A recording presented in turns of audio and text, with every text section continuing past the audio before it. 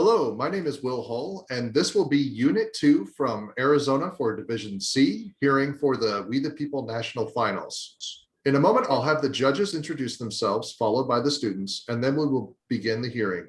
Students will deliver a 4-minute prepared statement, followed by 8 minutes of judges' questions. My microphone will be muted during the hearing, and I will be holding up the 1-minute sign, as well as the time sign to indicate those periods of the hearing. I suggest that you use the gallery view up in the top right-hand corner. You can change your view to be able to see everyone. And at the conclusion of the hearing, the judges will give brief feedback to the team, and then we will conclude the hearing. For those of you who are ready, I will go ahead and pass it over to the lead judge. Great. I am Julie Silverbrook. I am the Senior Director of Partnerships and Constitutional Scholar in Residence at iCivics, and I will be serving as your Chief Judge today. I'm going to invite my fellow judges to also introduce themselves.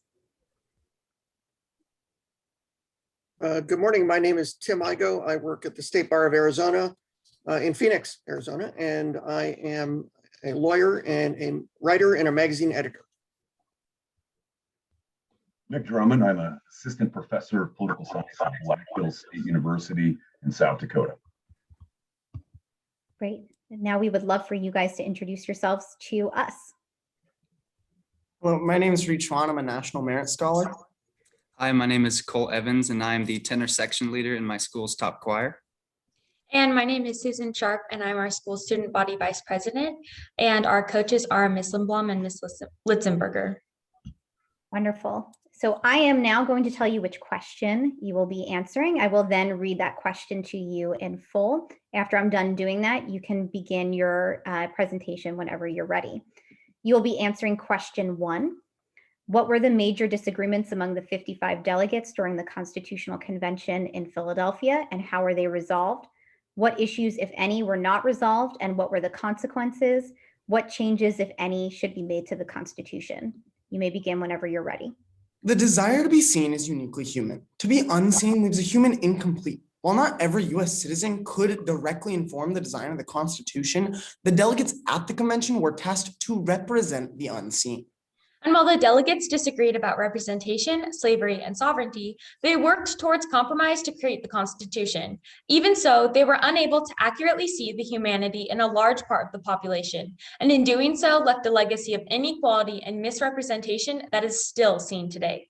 The first contention between the delegates of the Philadelphia Convention was the matter of representation. The Virginia plan proposed proportional representation of the people, while the New Jersey plan proposed equal representation of the states. So the Great Compromise, enumerated in Article 1, Sections 2 and 3, resolved this with a bicameral legislature.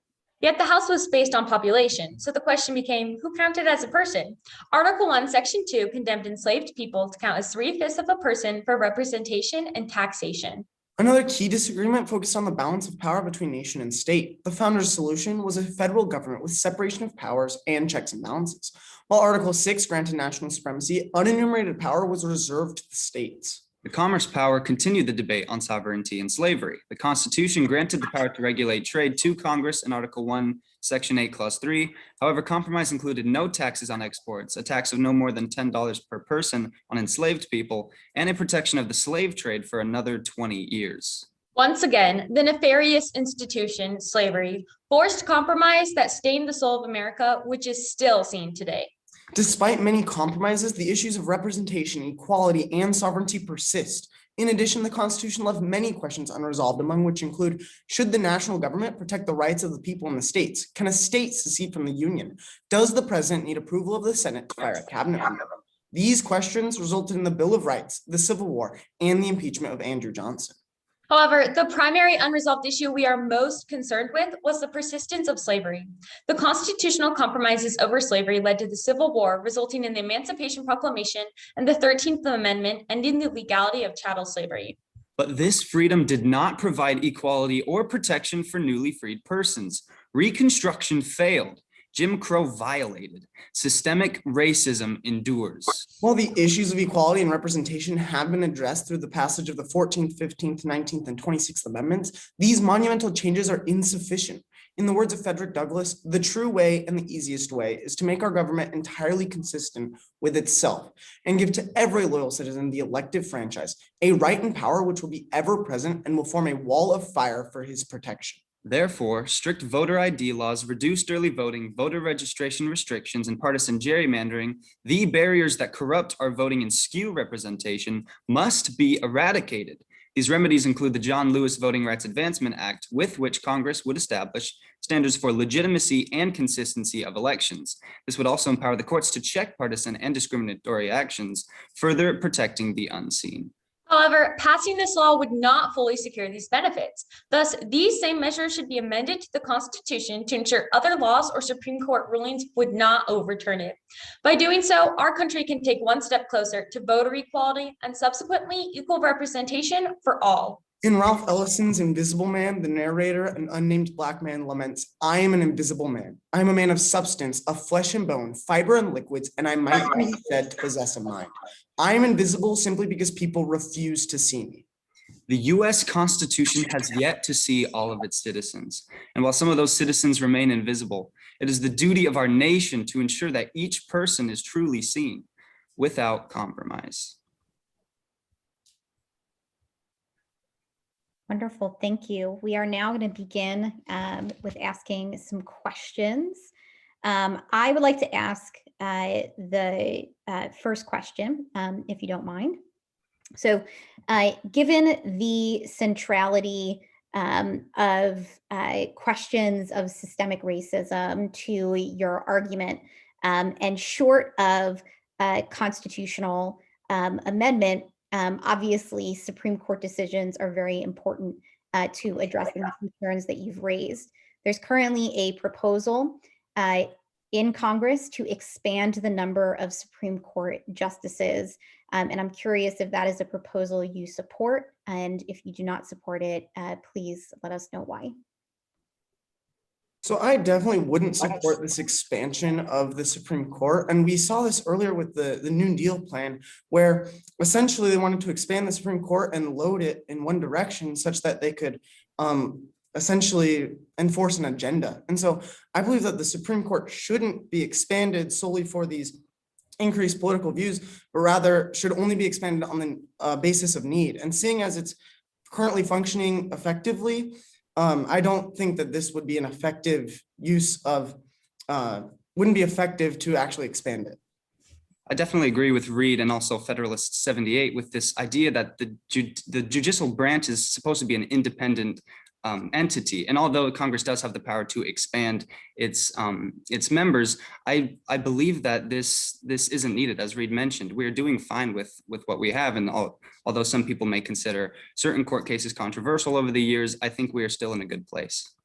And I think that one of the reasons that the question of adding more members to the Supreme Court is a big issue now is because of the politically divided world that we live in. And political philosopher Lee Drutman actually calls the system that we live in now the two-party political doom loop, where each party tries to just constantly gain more power over. And I think the idea of adding more members to the Supreme Court aligns with this. It's just the parties trying to gain more power over each other by adding more of their ideas to the Supreme Court.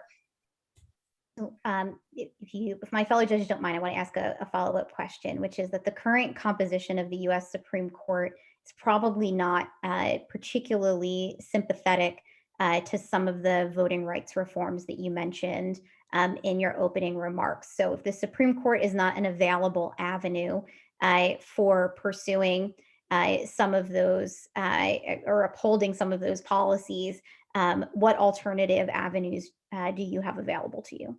One primary avenue to enforce some of these new proposals would be on the state level. And we see that there's certain states like North Carolina,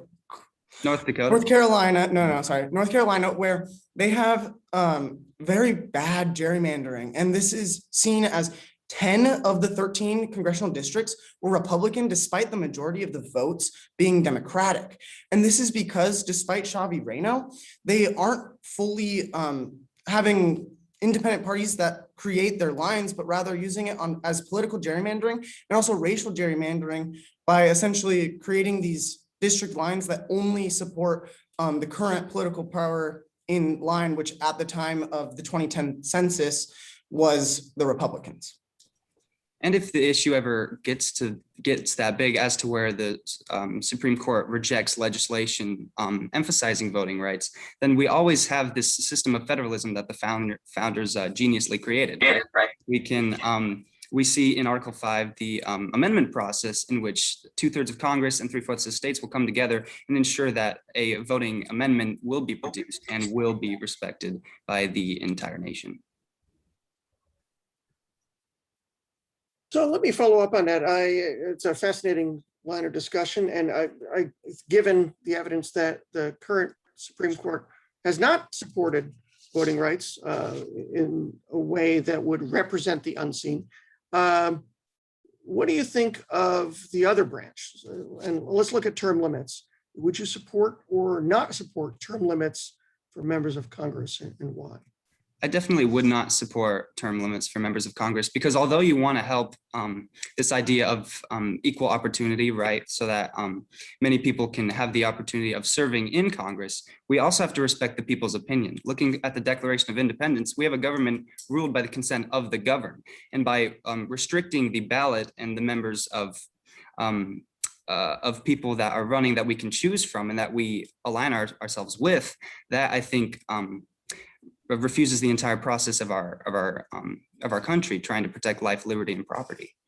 I, however, would disagree with Cole. I would be in favor of term limits for members of Congress, and it doesn't necessarily mean that they can only serve one term. You can have a multi-term term limit on members of Congress. And the reason that I would support this is because in today's world, political parties hold so much control, and part of the control that they have is with their money. And so with our campaigns nowadays, with the campaign season being so long, a big part of winning an election is having the monetary support behind you. So by having term limits, even those without as much monetary backing would have more of a chance to represent the people. I, however, would agree with term limits, and for the same reasons that they implemented the 22nd Amendment with the term limits on the president. People often vote for those that they've already seen in office and use that as an avenue of just, okay, the world's working fine right now, and so I can just vote the same people in. And so by implementing these new term limits, we would increase the amount of new viewpoints being implemented into our legislative branch, because new people are coming in and allowing them to essentially represent the current political viewpoints rather than just the same political viewpoints that have been term after term after term. Thank you. One of the major points of contention at the convention, and certainly in the great debate that took place thereafter in the newspaper, was the appropriate size of a republic. Can you say something about this debate? What were the major disagreements, and what side of that debate do you support, and why? So the major debate on this is shown in Brutus 3, where they were talking about how there wasn't enough representation in the Republic because they had just detached from England, and in England it was one representative for every 13,000 people, and in this new in the new government it was proposed to be one per every 30,000 people in the House, and today now it's one per every 750,000 people. So the main issue was the number of delegates in our federal government. However, to add the other side of the argument is that when you have too many representatives, there's too many voices in that system. But I would refute this with the idea that right now in Germany, the Bundestag has 709 members, which is one for every 117,000 Germans, compared to our one for every 750,000. And this is established by just having strict rules. And we even see that in our own system, as under the House of Representatives with 435 members, they have stricter rules allowing everyone to be heard, but on a shorter basis, whereas the Senate. You can go ahead and finish your thought. Okay, whereas the Senate has 100 members, which allows them to spend more time on these issues, but doesn't actually represent everyone equally. Great. Well, thank you so much. We're going to go ahead and give you guys a little bit of feedback, and I'm going to start. I thought this was a really impressive presentation. It had great flow. You brought the theme of the centrality of slavery and the vestiges of slavery throughout your argument. A very clear grasp on questions related to representation, federalism, the unresolved issues. You did a good job answering all of the questions. I'll let Judge Drummond talk a little bit about the answer to his question. I think that would be the only area where I would have some critical feedback. But overall, I think you guys did a really wonderful job. You were incredibly polished and should be very proud. Thank you. Thank you. Thank you. So I thought all of you had an impressive command of the Constitution, the ability just to grab something and throw that in terms of evidence was I think well done. I like that you disagreed with one another about the term limits. I think that was a good friendly debate, and all of you made good points there. The question of size, one thing I would have liked to see, I thought you took it in an interesting direction, but somewhat tangential to the larger debate, which was really the question of Montesquieu, the size of the Republic, factions, Madison, Federalist 10, that kind of material was what I was hoping you would have said. You ran out of time, so maybe one of you would have pounced on that. But otherwise, excellent job. Thank you. Yeah, I would echo that. Definitely an excellent job. Your presentation shows that you clearly understand that the issues of constitutionality and the founding of a country are as recent as yesterday. They're not resolved, they're continuing, and we're still wrestling with them. I was surprised at your answer to, given your thesis, your overall thesis, I was surprised at your answer to the Supreme Court question. But we're intersexual human beings, aren't we? So we're not all predictable about what we believe. So I'm going to go back to the very beginning, and the writing was terrific. As a writer, I appreciate that. So clear writing indicates clear thinking to me. You had a very strong thesis that carried all the way through, from representing the unseen to seeing all Americans without compromise. I see what you did there. Very well done. And the writing carried you through, and that's not enough if you don't have the chops and the facts to follow it up. But you did. You had the support, you had the critical and constitutional understanding. So I appreciate that. Thank you. Very well done. Thanks. Thank you. Thank you.